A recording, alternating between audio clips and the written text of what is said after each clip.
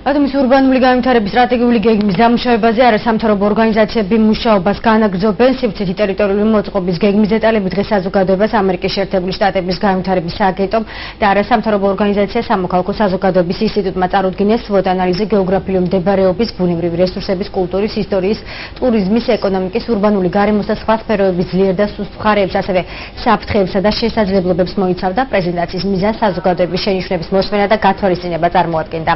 სრულყოფილი ვარიანტი, როგორც ორგანიზატორები ამბობენ, სფეროების და კომპეტენციების მიხედვით შესაბამის უწყებებში რეაგირებისთვის გაიგზავნება. შეხვედრას მუნიციპალიტეტის, არასამთავრობო ორგანიზაციების და მედიის წარმომადგენლები ესწრებოდნენ.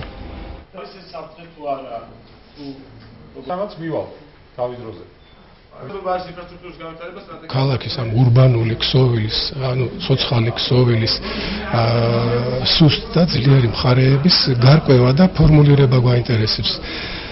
ანუ რა არის ქალაქისთვის დღეს მისაღები, ვთქვათ, ძლიერი მხარეები, რა სუსტი მხარეები აქვს, რომ აქცენტი გაკეთდეს ამ სუსტი მხარეების გარდაქმნისკენ, აღმოფხრისკენ და რათა საბოლოო ჯამში ქალაქი ბათუმის განვითარება მოხდეს ისეთი მიმართულებით და ისეთი კომპონენტების, ანუ ცოცხალი ორგანიზმის ისეთი კომპონენტების განვითარება მოხდეს, რაც პირობებს შეუქმნის, ნორმალურ საცხოვრებელ პირობებს შეუქმნის ქალაქის ბათუმის მაცხოვრებლის. SWOT ანალიზი როდესაც დგება, საერთოდ მიღებული პრაქტიკა არის, რომ უნდა იყოს წარმოდგენილი ასევე ის სტატისტიკური მონაცემები, რის ანალიზების შემდეგაც გამოიკვეთა ეს სუსტი ძლიერი მხარეები და ასე შემდეგ.